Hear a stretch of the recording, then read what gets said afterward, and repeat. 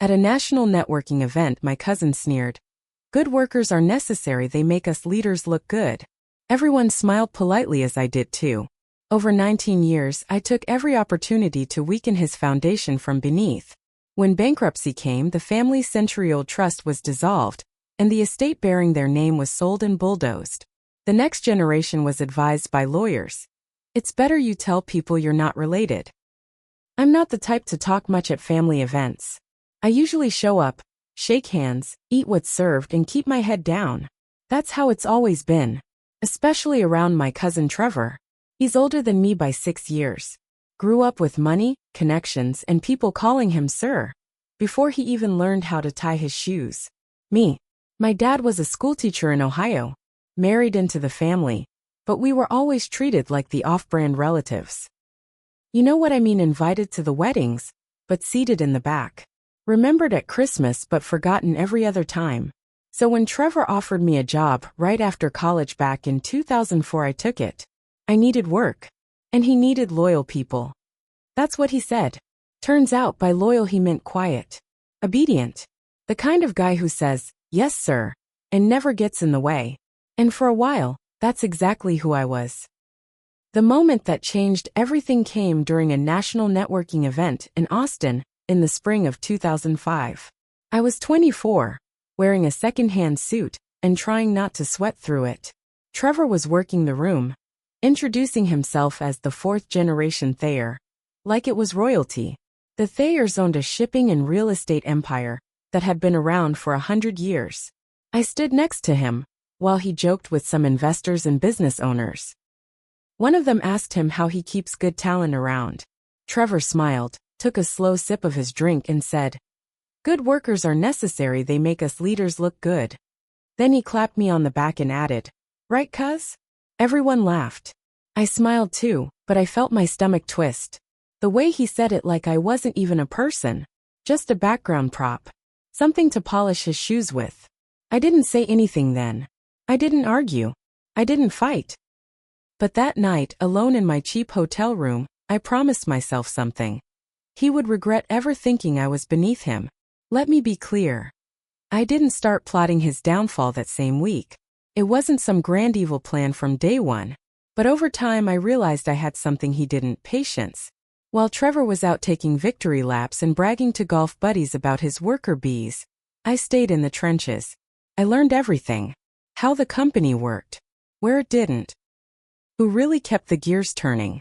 And where Trevor cut corners because he always did. I worked there for almost 2 decades. Moved up step by step. Nobody saw me as a threat. Least of all Trevor. And that's exactly how I wanted it. Trevor was addicted to praise. He needed people to admire him, to clap for him, to say how impressive he was. So every time someone else got credit, it burned him. I figured out early that if I wanted to move unseen, I had to give him the spotlight. Let him take the bows even when I did the work. He was sloppy with money. Trusted the wrong people. Cut legal corners to save time.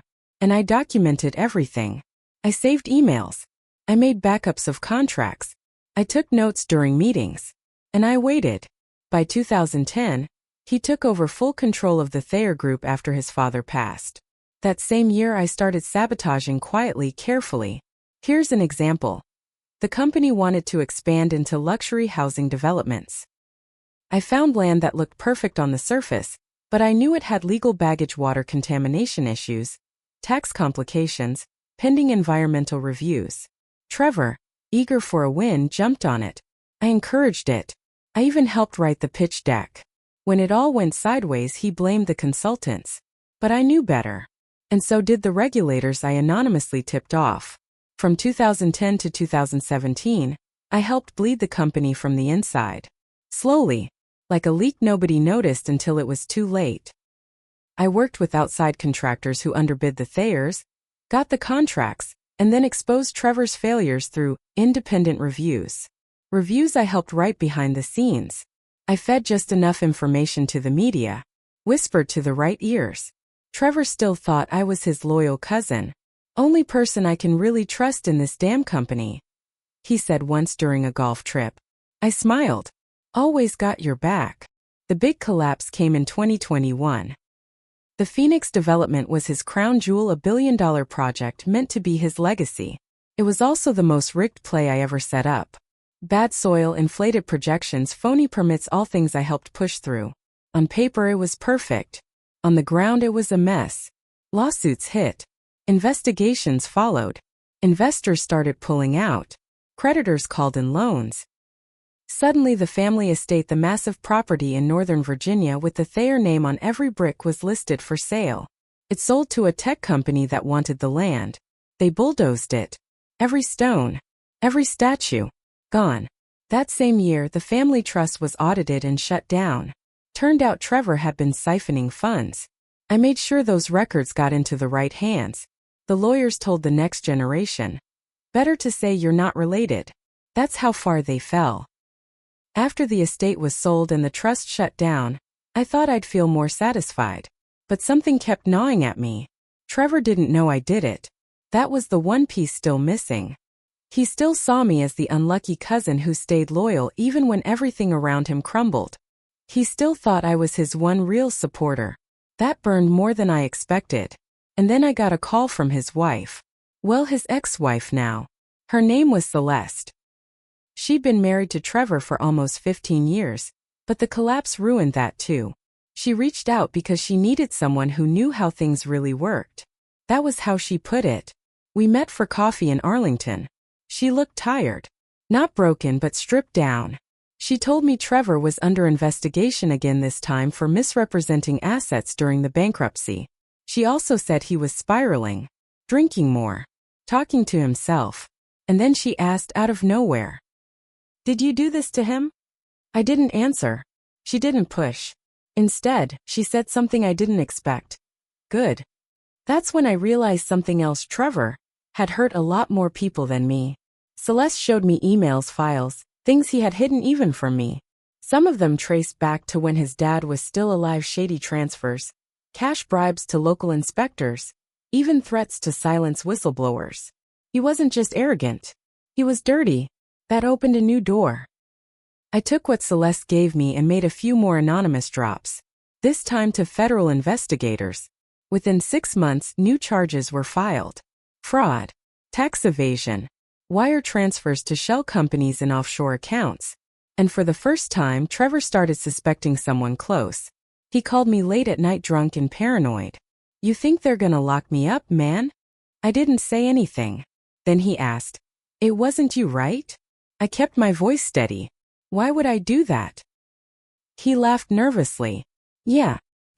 You're the only one left, right?" He hung up.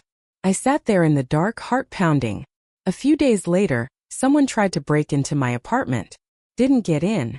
But the lock was scratched up and the camera in the hallway caught a man in a hoodie who walked with a limp. Trevor's ex-driver had a limp. I reported it. Quietly. 2 weeks after that, Trevor was officially indicted. Celeste's evidence made it airtight. He was arrested at a steakhouse, wearing his Thayer Group cufflinks. It was all over the news. I watched from my couch, calm, focused, but still no satisfaction. Then something happened I didn't expect. Trevor's oldest son, Mason, found me. He was in his 20s, never liked the family business, studied journalism, quiet kid. I figured he wouldn't want anything to do with me, but he asked to meet, said he needed answers. So I told him everything. From the networking event to the slow sabotage. I didn't lie. I didn't sugarcoat. I told him what Trevor said to me that night in 2005. What it felt like. Why I did what I did. He listened without interrupting. When I was done, he looked at me for a long time. Then he said, "You should have burned it all sooner." And he walked away. After Mason walked away that night, I thought that would be the last of it. But a month later, I got a letter in the mail. No return address. Inside was a copy of a birth certificate. Mason's. I stared at it for a while, trying to understand why someone sent it to me. Then I saw the name under father. It wasn't Trevor. It was my name. I dropped the paper. I did the math. It lined up. Back in college, during a summer internship, Celeste and I had gotten too close. She wasn't married yet, just engaged to Trevor. She told me it was a family thing, more arrangement than love. I was young and stupid, and she was looking for something real. It lasted a few weeks. I thought it ended clean. Now I realized it didn't. The next day I called Celeste. She didn't deny it. Trevor needed a son for the image, she said. You were gone. It was easier to let things stay that way. My stomach turned. All these years I thought I was fighting to take something from Trevor. But now I saw that he'd taken something from me first. My own son. It hit me like a truck. Mason wasn't just some collateral damage. He was mine. And Trevor had raised him, or tried to, like a trophy. He used Mason's face in marketing campaigns, had him pose at charity events, always trying to keep the Thayer line front and center. Now the family name was poison, the legacy dead. And Mason didn't even know who he really was until recently. I didn't know how to face him, but he came back to me first. He showed up at my office a week later, holding the same birth certificate. You knew. I shook my head. Not until I got it. He didn't sit. He just stood there, arms crossed, breathing hard. I don't know what to do with this, he said. I wanted to say something, anything, but nothing felt right. Finally, he spoke again. You ruined him. I did, I said. Good, he replied. Then softer. But you ruined me too. That night I couldn't sleep. Trevor wasn't just a target anymore. He was a thief. He took my name from my son. He turned me into a stranger. And worse, he twisted Mason into a tool just like he tried to do to me. I had destroyed the Thayer empire. But the damage he did ran deeper than I ever planned for. Now I had to decide if I was done. Because part of me wasn't. I thought taking down the Thayer name would bring peace. I was wrong. I had spent so many years watching Trevor, playing the long game, making sure every piece fell exactly where I wanted it. And I had won on paper. The business was gone. The estate bulldozed. The trust dissolved. The name toxic. But none of that gave me back the years I lost with my son. Mason didn't come around much after that meeting. He sent a few emails. Cold. Guarded. He said he needed time.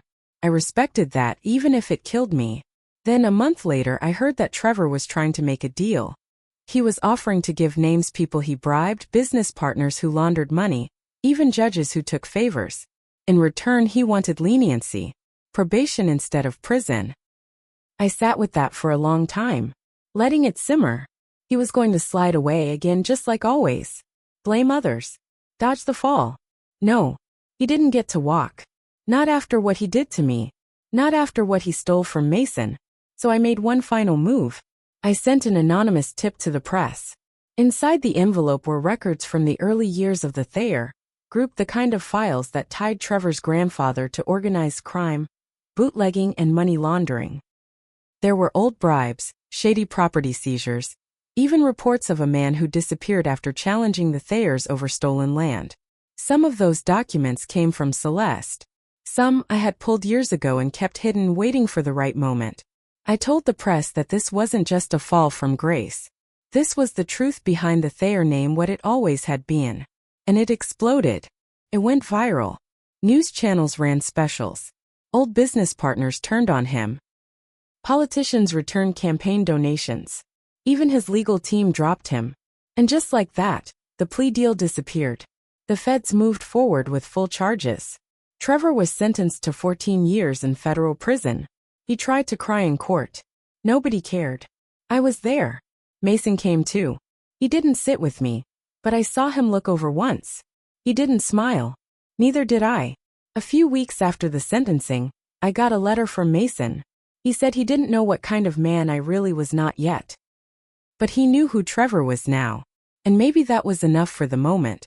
He wanted to meet again. Not as son and father, but as two men who had both been lied to.